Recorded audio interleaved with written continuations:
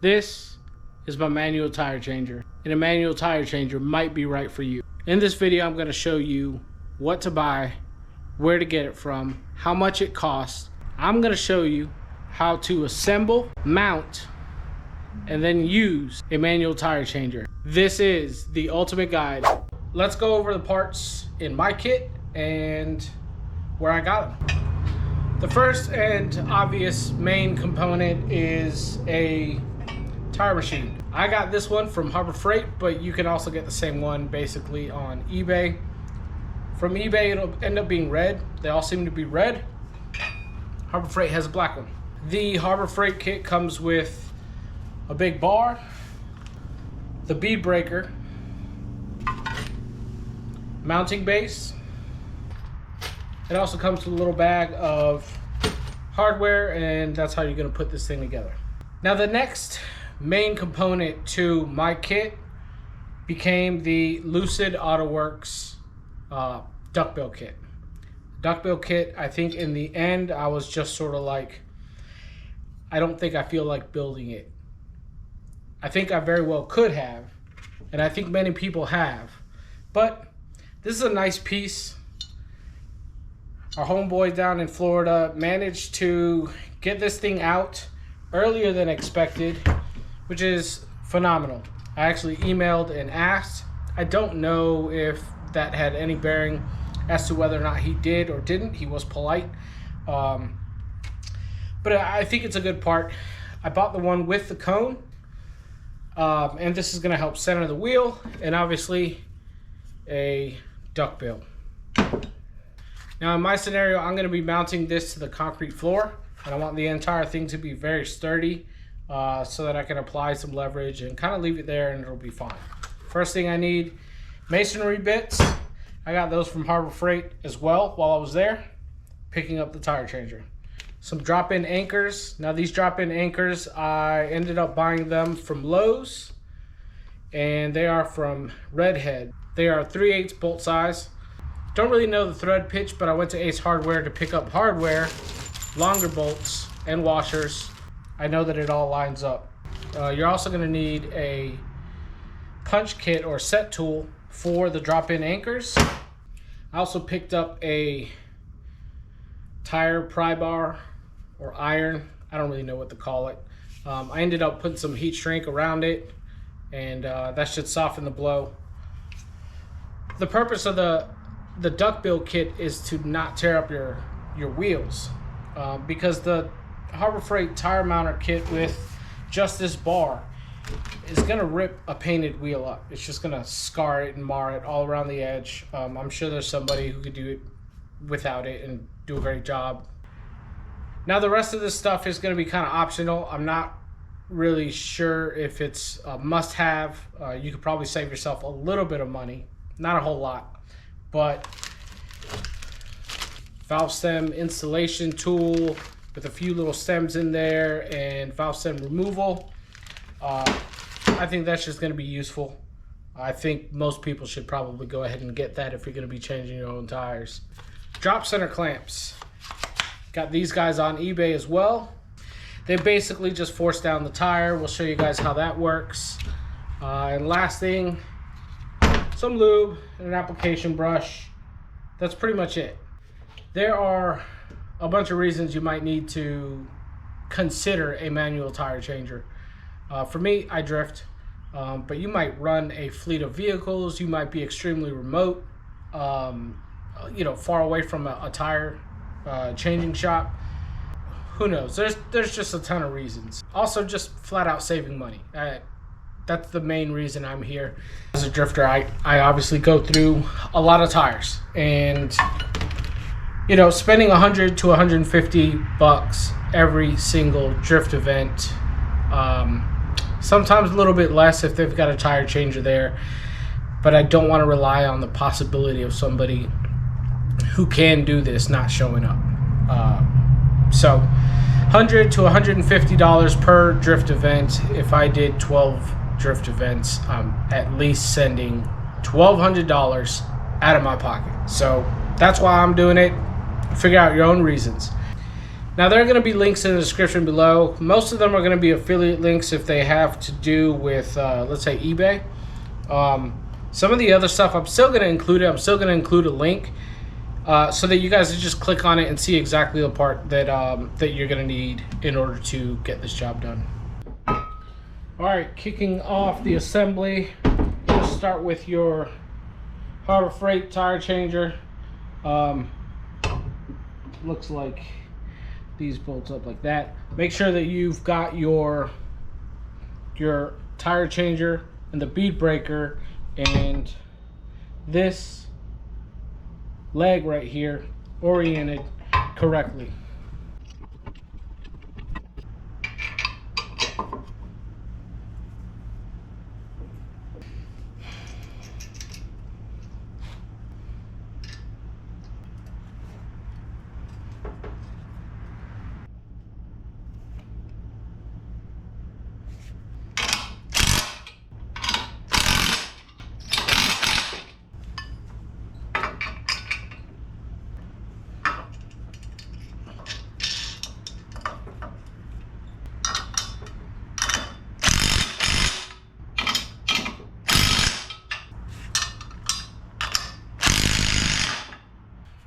All right, figure out where you want to place your tire changer and mark your drill bit for depth. I probably didn't need to mark this first one because all I'm trying to really do is get a location.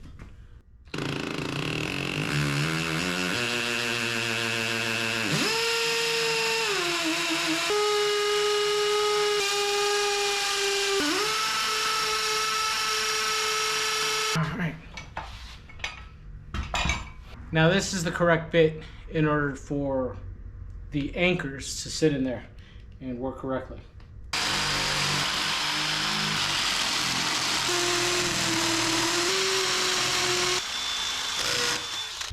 Next step, before you drop in those anchors, you're going to want to clean this out really, really well.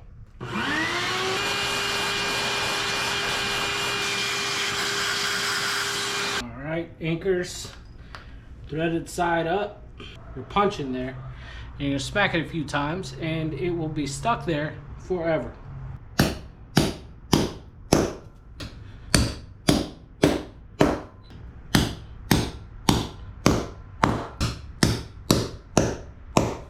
You hear that? Like there's an audible difference, so I don't know, just look out for that and you should be good to go.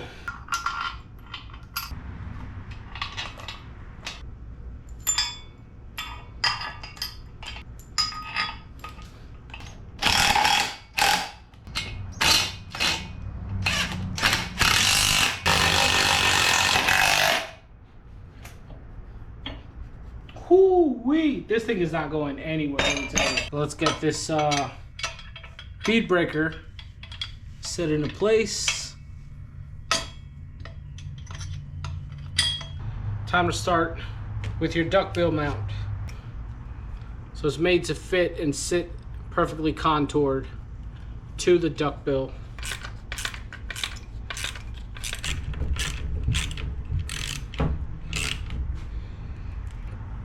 There you go.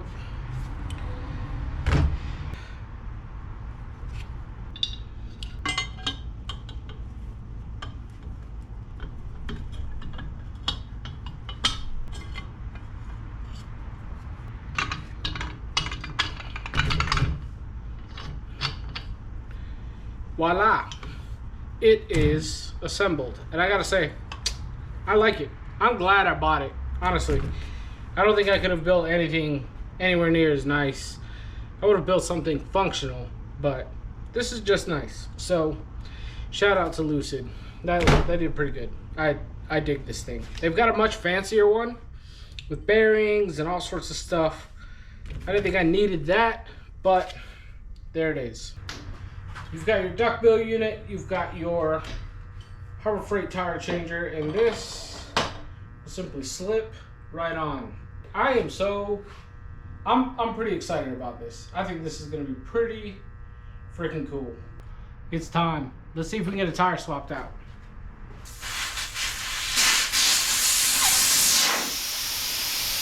Bam.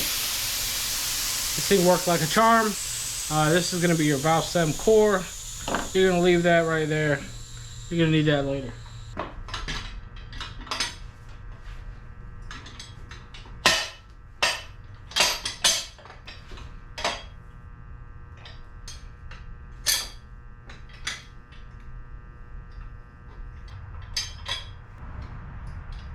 You don't want to hook your wheel kind of on the inside of this, and you want this bar to sort of angle away. That way it does a good job of grabbing that bead. At some point I'm probably going to build like a little shelf out of wood here to cover this up. These are drift wheels, so I don't really care too much right now.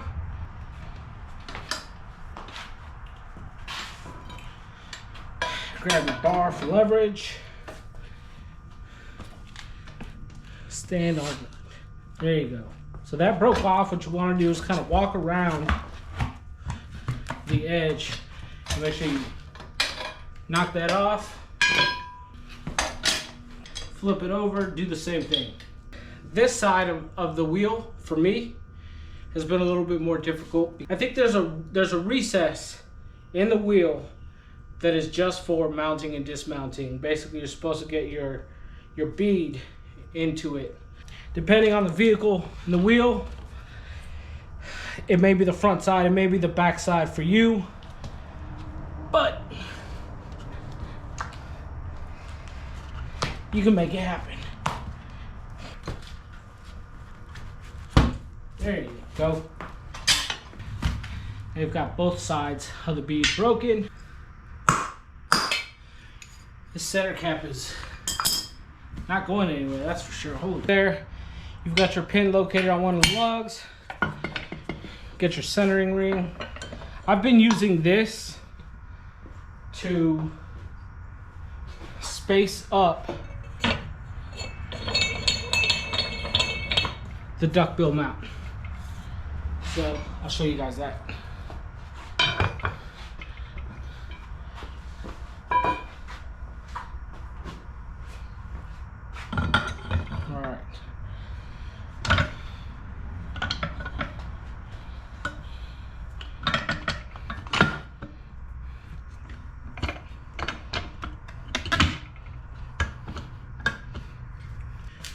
Grab a glob, glue everything up. You can hit the duckbill mount. It's just to help it. Done a couple of these. This heat shrink is obviously not going to do the trick, but basically you want to get the wheel, the hooked portion of this in there. You want to be able to lay this bar pretty much flat. And that's gonna get the bead up high enough over the duckbill. And then you're just gonna start going around. There you go. Let me see if I can do this without having to move you guys real quick. Oh yeah, all right. This thing has done a pretty good job. Okay, remember I told you about that mount and dismount groove in your wheel. You want to get the wheel all the way up in it, or the tire. You want to get the tire all the way up in it. You want to reach down there. Same deal. You want to grab the hooked portion of the tire iron. I've been overshooting it because that lets me get this bar in there past the upper bead. Oh, I should use a bar. Grab some leverage.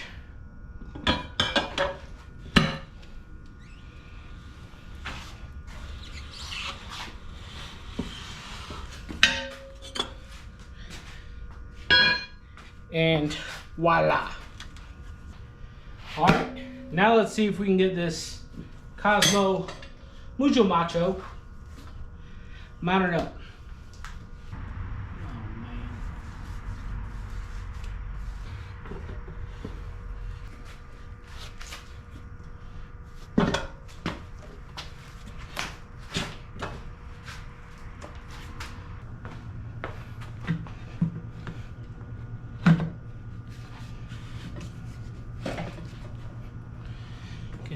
idea how those clamps work.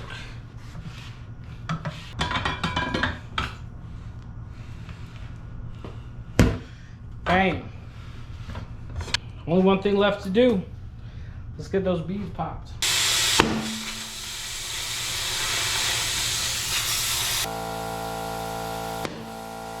Bam.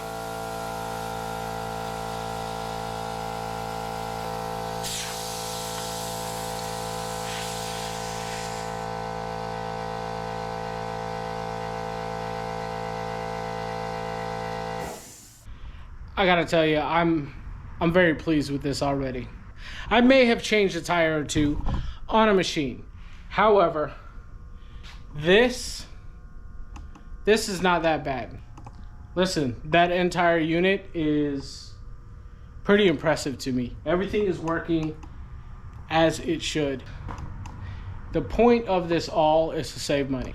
If I keep on going to the tire shop to have my tires swapped out, I'm seriously going to spend $1,000 a year. But for the price, for the money that I spent, this is just way too easy. So this is definitely gonna work for me. I hope that this thing works for you as well. Let me know in the comments if this is something you've been thinking about, if there's anything I left out, if there are any tips or tricks that you could give. This thing is awesome. Look at that, that's a tire changer. Even when you feel low, you can still go.